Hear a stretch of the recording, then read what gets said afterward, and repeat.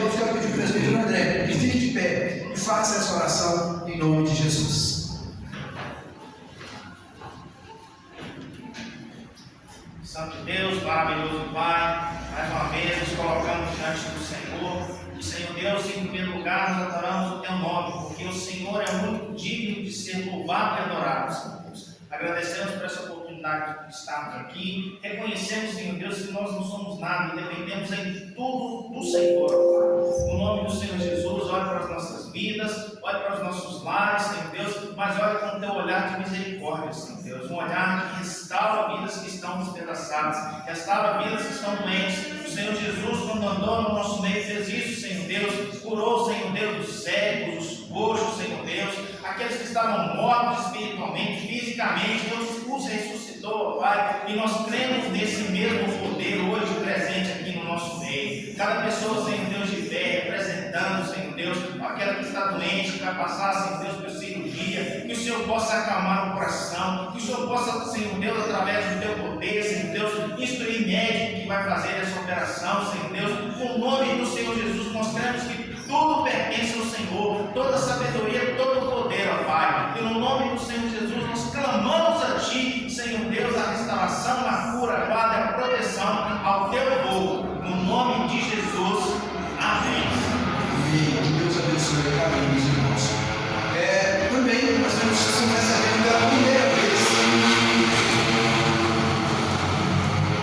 Pela primeira vez nós estamos recebendo a Cris aqui, colega do Paulinho de trabalho. Estive lá na casa da Cris, né? Tomei um cafezinho rapidinho lá, foram consertar a máquina de lavar dela. Eita, máquina, né, Cris? Máquina abençoada, Deus deu mais amizade ainda, né? Deus continue te abençoando, viu? Em nome de Jesus. Irmãos, cadê os pais presentes aí? Gostaria que somente os pais fiquem de pé. Eu quero fazer uma singela homenagem a todos os pais, né? Me incluindo também. E eu peguei esse pequeno corte de um vídeo que eu acho muito interessante. Fica aí o título do filme que está aqui, tá? Para os pais, de preferência, assistam com a sua esposa, com seus filhos do seu lado. É muito importante. Se quiser também, podemos fazer um dia de cinema dos pais aqui também, para que todos possamos assistir juntos. Aqui é apenas um trecho. Eu gostaria de deixar. Começa, apaga a luz para nós aqui. Depois que assistirmos aqui, nós faremos uma breve oração de gratidão a Deus pela vida de todos os pais. Essa é uma singela homenagem da Igreja Presbiteriana de Florestal a todos os pais.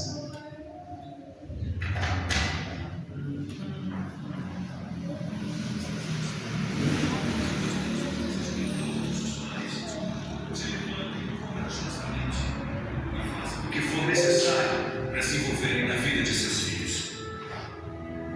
E mais do que apenas estar lá e os sustentar, tem que andar com eles através de suas vidas jovens e ser uma representação visual do personagem de Deus, nosso Pai do céu. Um pai deve amar seus filhos e procurar ganhar seus corações. Ele deve protegê-los, discipliná-los e ensiná-los sobre Deus. Tem que ser um exemplo de como andar com integridade e tratar os outros com respeito. E deve convocar seus filhos para serem homens e mulheres responsáveis, para que vivam suas vidas pelo que é importante na eternidade. Alguns homens vão ouvir isso e zombar, ou ignorar. Mas eu digo a vocês que, como pai, você é responsável perante Deus pela posição de influência que Ele deu a você. Você não pode dormir na direção só para acordar um dia e perceber que seu trabalho e seus hobbies não têm nenhum valor eterno, mas as almas dos seus filhos têm. Alguns homens vão ouvir e concordar com isso, mas não vão colocar em prática. Em vez disso, vão viver para si próprios e perder a oportunidade de deixar um legado divino para a próxima geração. Mas existem alguns homens que, apesar dos erros cometidos no passado, apesar do que os pais não fizeram por eles, irão dar a força dos braços e o resto dos dias amando Deus por tudo que são e ensinando aos filhos a fazer o mesmo. E sempre, quando for possível, amar e ser mentor de outros que não tiveram paz em suas vidas, mas que precisam desesperadamente de ajuda e direção. Nós convidamos qualquer homem cujo coração esteja cheio de coragem a se unir a nós nesta resolução. Na minha casa, esta decisão já foi tomada. Não preciso perguntar quem vai guiar minha família, porque pela graça de Deus, eu vou. Não precisam perguntar quem vai ensinar meu filho a seguir Cristo, porque eu vou. Quem vai aceitar a responsabilidade de prover e proteger minha família? Eu vou.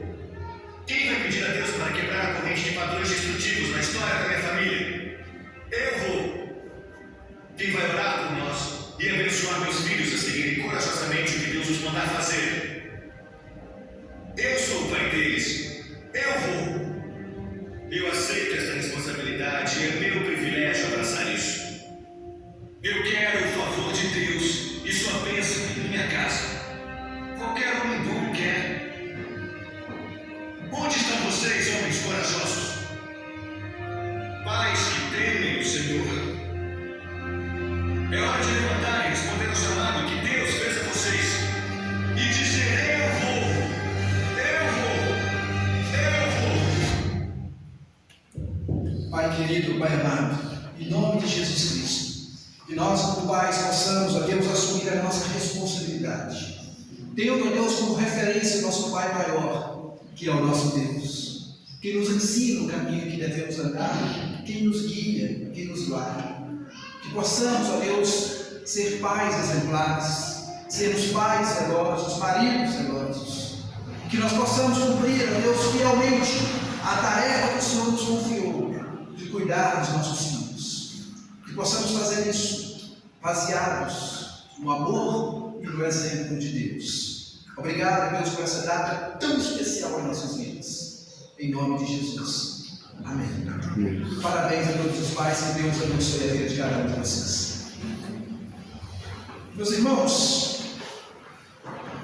eu quero compartilhar com você nessa noite esse tema, baseado na vida do missionário Edmund Gunsager, fundador da nossa igreja aqui no Brasil, há 164 anos atrás, com esse tema: onde, o que, quem. Baseado no texto que nós vemos no início do culto, que está em Marcos capítulo 16, você pode deixar aberto, por favor. Evangelho de Marcos capítulo número 16, versículo 14 em diante. Mas eu gostaria de focar, eu li todo o texto para não ficarmos sem contexto. Eu aprendi que um texto sem contexto é motivo para virar pretexto. Então eu peguei o texto completo, nós lemos, mas eu quero destacar aqui o versículo número 15.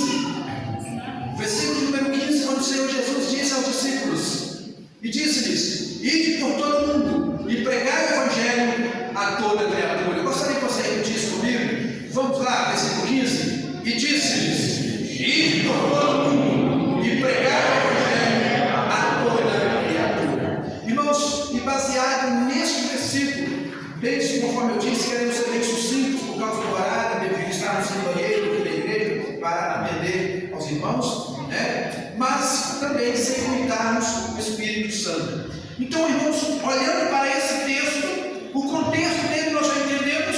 Jesus, após a sua ressurreição, Jesus aparece aos discípulos, Jesus aparece no meio deles, Jesus os repreende, Jesus chama a atenção dos discípulos por alguns deles não terem crido nele ressuscitado. Jesus dá um puxão de orelha neles e agora traz uma missão para eles. Jesus traz uma ordenança, Jesus traz uma ordem para os discípulos.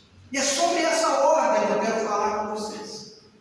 E depois, mais para frente, nós podemos fazer um estudo completo sobre isso, porque eu sou apaixonado por esse texto. Inclusive de pessoas que pegam esse texto, distorcem ele para dizer que nós estamos errados em batizar crianças. Usam esse texto. Eu vou mostrar para você que esse texto não tem nada a ver com isso, completamente errado. Mas hoje não é o assunto, não é batismo infantil.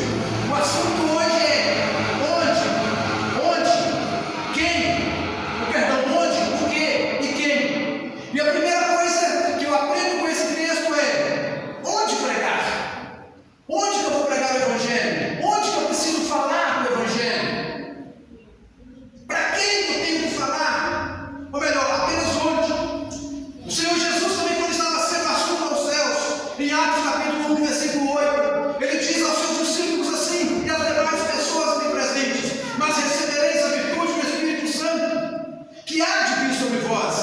e ser-me-eis minhas testemunhas, tanto em Jerusalém como em toda a Judéia e Samaria e até os confins da terra. Então hoje nós temos que pregar o Evangelho em todos os lugares.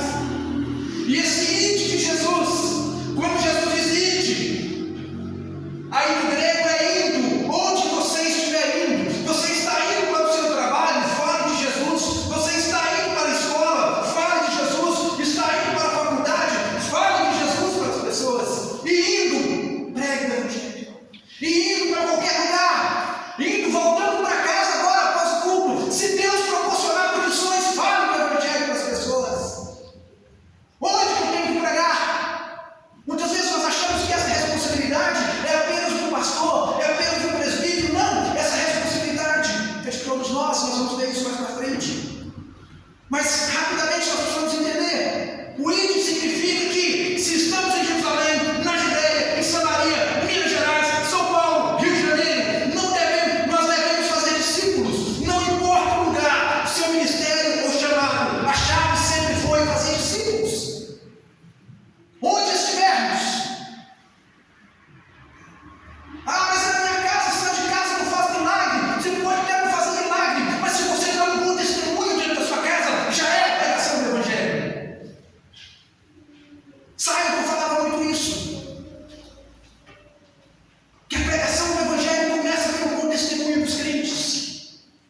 Se você dá um bom testemunho na sua casa, você já está pregando o Evangelho. Se você dá um bom testemunho no seu trabalho, você já está pregando o Evangelho. E nós precisamos entender essa palavra. Ide por todo mundo. Indo. Onde você estiver caminhando, onde você estiver indo. Que a nossa vida, irmãos, seja uma Bíblia aberta. Que as pessoas possam olhar para nós e dizer: olha, eu quero ser como aquela pessoa.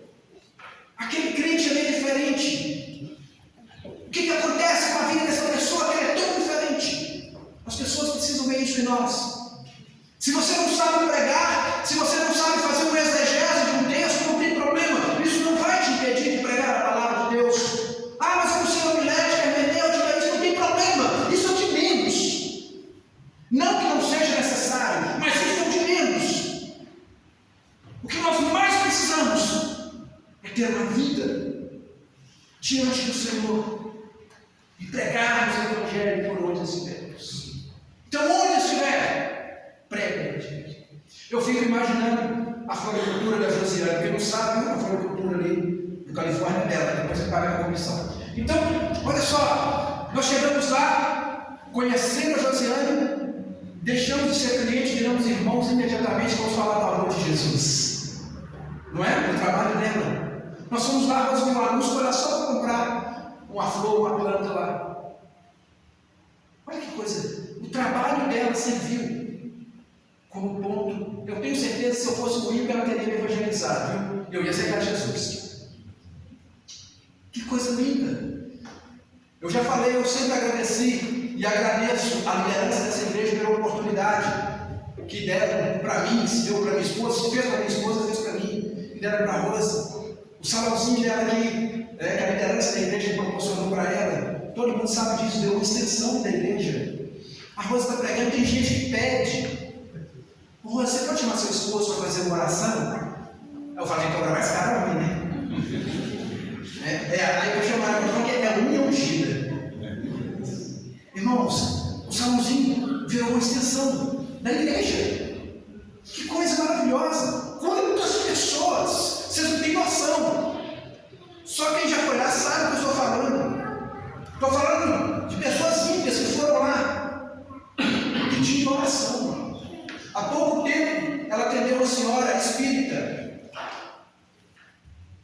A mulher falou tantos problemas. De repente a filha dela liga para ela e ela fala: olha, eu posso atender agora, eu estou fazendo minha unha e ouvindo a palavra de Deus. Desse jeito, eu estou fazendo minha unha e falando da palavra de Deus. Irmão, não importa o local, onde que eu tenho que pregar o Evangelho? Onde você estiver. Fale do amor de Jesus. Fala para as pessoas. Fala para as pessoas. Tá, eu vou falar, Márcio, mas no segundo ponto, o que eu vou pregar? O que pregar? O que eu vou falar para as pessoas? Porque infelizmente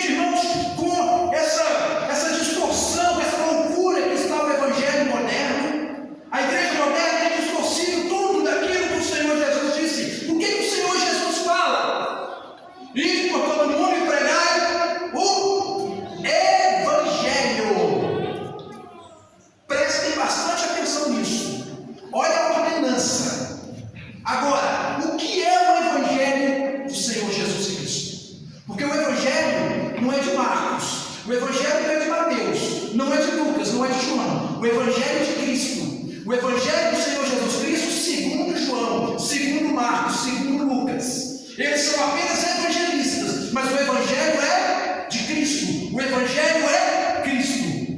E o que tem se pregado por aí? Que tipo de Evangelho nós temos visto por aí? Ou qual Evangelho que nós devemos pregar? A verdade é essa. Nós estávamos comentando hoje pela manhã na escola dominical. Por que a Igreja Presbiteriana do Brasil, mesmo sendo a igreja mais antiga do país, nós estamos entre as igrejas mais vazias do país? Porque eu não vou te encher de promessas de prosperidade. Eu não vou dizer que se você vier para cá, sua vida vai mudar. Eu não vou te prometer que se você vier para cá, isso aí, aquilo vai acontecer na sua vida. Porque não adianta você vir para cá, mas não mudar a sua vida diante de Deus. Mas o Evangelho, sim, se você vier para o Evangelho de Cristo te transforma. Então eu tenho que pregar o Evangelho. Doa a quem doer, pregue a palavra. O que eu tenho que pregar, irmãos? Eu tenho que pregar a palavra. Eu tenho que pregar o Evangelho como ele é. E eu gostaria que alguém, é um desafio que está sendo gravado. É um desafio, por exemplo, essa teologia maluca que tem hoje aí, que está dizendo para as pessoas determinarem para Deus o que elas querem. Eu desafio você, me mostra na Bíblia um ensinamento dizendo que você pode determinar alguma coisa para Deus. Não tem. Isso não é Evangelho. Me mostra a Bíblia, onde tem um Evangelho que diz que se você vier para a igreja tal, os seus problemas acabaram. Isso não é Evangelho. O Evangelho de Cristo é outro. O reverendo Augusto Nicodemos, em um dos seus cortes de internet, tem uma frase dele que ele fala que muitas pessoas estão vindo para a igreja para ganhar dinheiro por causa dessa teologia maluca da prosperidade. Ele fala que se você quer ganhar dinheiro, trabalhe, estude, forme-se, seja um bom profissional.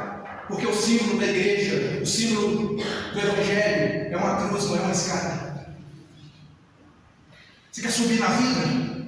Continue estudando, continue trabalhando. O símbolo do Evangelho é uma cruz e não uma escada. E esse Evangelho que está sendo pregado por aí, muito cuidado com ele. Ainda ontem, eu conversava com uma pessoa, eu dei um pulinho na Joaquim, e depois do trabalho dos jovens aqui, eu dei um pulinho lá no chá de panela da minha sobrinha. Vou fazer o casamento dela em setembro, teve o chá de panela dela lá. Eu estava conversando com uma pessoa sobre essa questão de se pregar o Evangelho, o que pregar e tudo. Eu gosto de discutir com as pessoas, que eu vou pregar no domingo, se eu tiver oportunidade, eu falo durante a semana toda para facilitar para mim no domingo. E ele estava falando de um amigo dele, muito amigo, que é ateu. Ele fala: Márcio, você não tem noção, que cara espetacular. Que cara espetacular. Mas ele é ateu. E eu perguntei para ele: mas um dia ele já acreditou em Jesus? Ele falou: já, porque ele mandava versículos bíblicos para mim. Eu falei: sabe o que acontece com a maioria das pessoas que se dizem ateias hoje? Os ateus, na verdade, é um bando de crente frustrado com Deus, porque deram uma determinada ordem para Deus e Deus não fez o que eles queriam, porque as coisas não acontecem do jeito que eu quero, elas acontecem do jeito que Deus quer. Aí eu fico irritadinho com Deus e falo: agora eu não acredito mais nesse Deus. Eu não acredito no ateísmo. Está sendo gravado. Eu não acredito. O ateísmo, para mim, é um bando de crente frustrado, que congregaram em lugares onde mandaram dar ordem para Deus e Deus não obedeceu. Acharam que Deus ia fazer as coisas do jeito deles e Deus não fez, porque eles não aprenderam o verdadeiro Evangelho, não ouviram a palavra de Deus como ela é. E olha o conselho que o apóstolo traz para os irmãos da igreja, para os Gálatas. Paulo, olha só, irmãos, o cuidado que nós temos que ter. Mas infelizmente muitas pessoas não têm tido esse cuidado. Porque? Por falta de quê? Porque se eu não falar a verdade, eu vou perder alguém, né? Provavelmente não vai abrir para você, então eu acho que caiu a internet aqui, ou o computador ali, né? Mas eu tenho aqui, tá? Diz assim, irmãos, deixa eu abrir de novo para ver se vai facilitar isso. Vem aqui, Tiago. O que esse texto, o que Paulo está dizendo? Paulo está dizendo: olha, Lapazinho, para os irmãos da cidade de Gálatas: ainda que eu mesmo, ou que descer um anjo do céu e pregar outro evangelho que não seja esse, considere anátema. O que significa anátema? Maldito.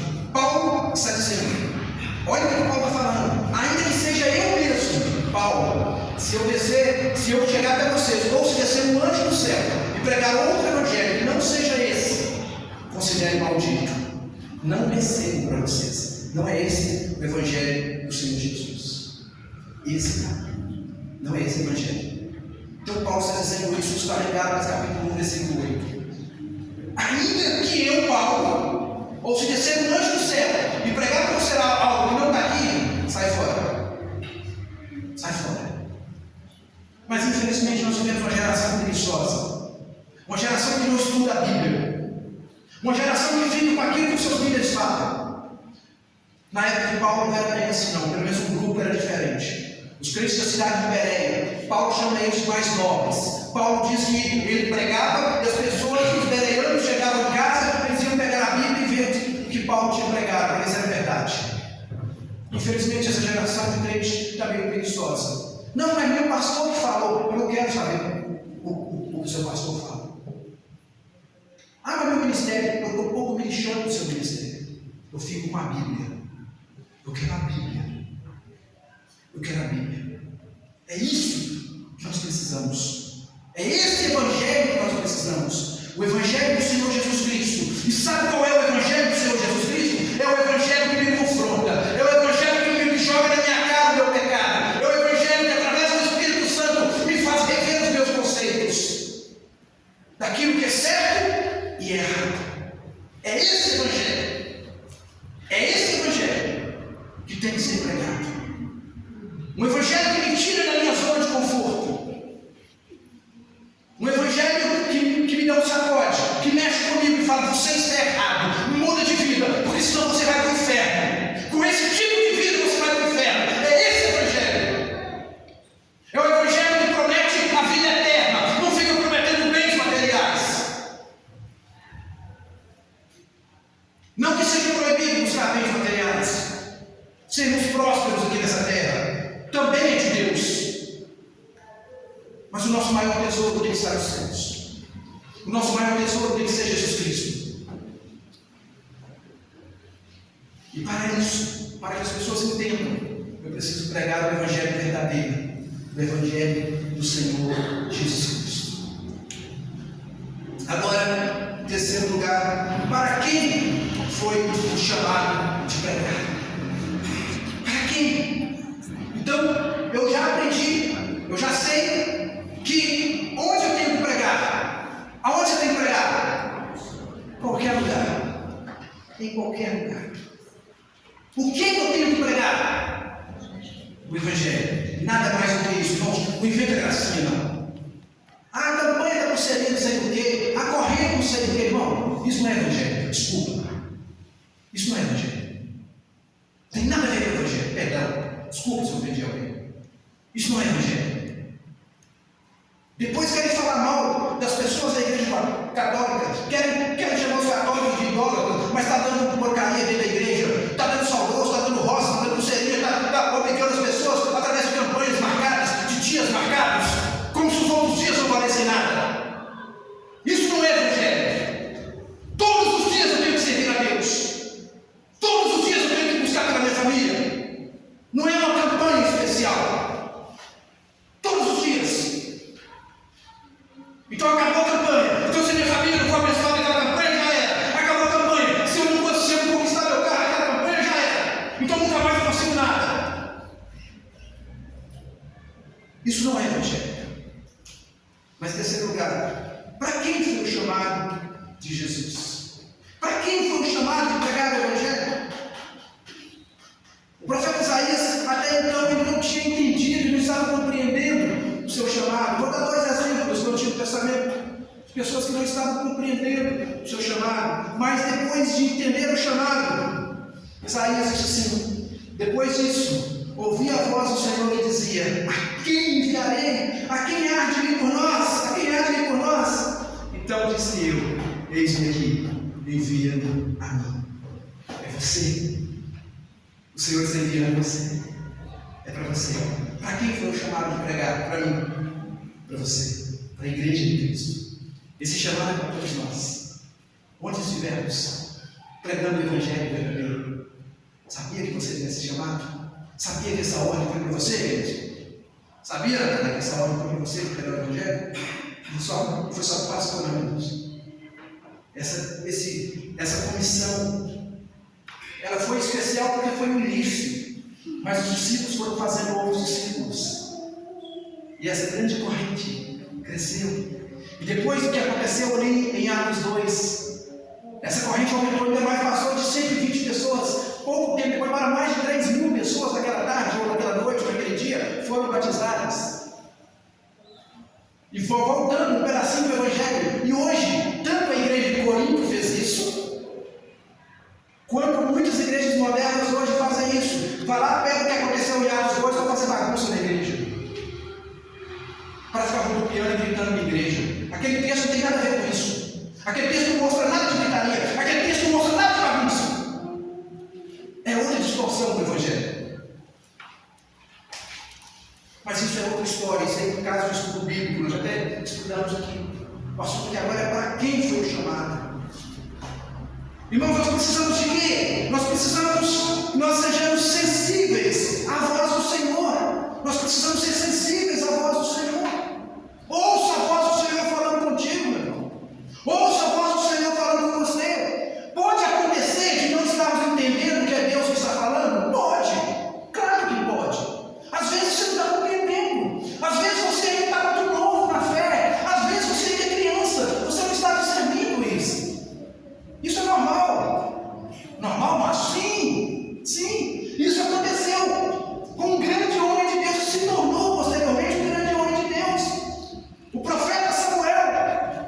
Quando ele recebe o chamado de Deus, Deus vai falar com ele. Ele estava deitado. Provavelmente no mesmo quarto do sacerdote ali. Já estava no templo. E ali Deus fala com ele: Samuel, Samuel. E ele levanta. O sacerdote, você me chamou? Não chamei não, vai dormir, meu filho. Samuel, Samuel. De novo? Sacerdote, o que foi? Você me chamou? Não, meu filho, não te chamei. E ali, o sacerdote vai ensinar Samuel, ainda novinho. Olha o que o sacerdote fala. Por isso, ele disse a Samuel: vai deitar-te, e há de ser que, se te chamar, dirás: fala, Senhor, porque o teu servo ouve. Então Samuel foi e se deitou no seu lugar. E aí veio a voz, Deus chamando Samuel novamente: Samuel, Samuel. Ele imediatamente se prontificou: eis-me aqui, Senhor, fala que o teu servo ouve. Então pode acontecer de um momento ou outro nós não estarmos entendendo que é a voz de Deus, sim. Agora o que eu preciso fazer? O que Samuel fez? Procure alguém mais experiente para te acompanhar. Procure alguém que viva dentro da palavra de Deus para te orientar. Não busque o conselho do mundo, não. E mesmo dentro da igreja, olha com quem você conversa também. No curso de líderes que eu estava falando aqui, eu estava falando aqui com um bom líder. Ele não escuta o conselho fracassado.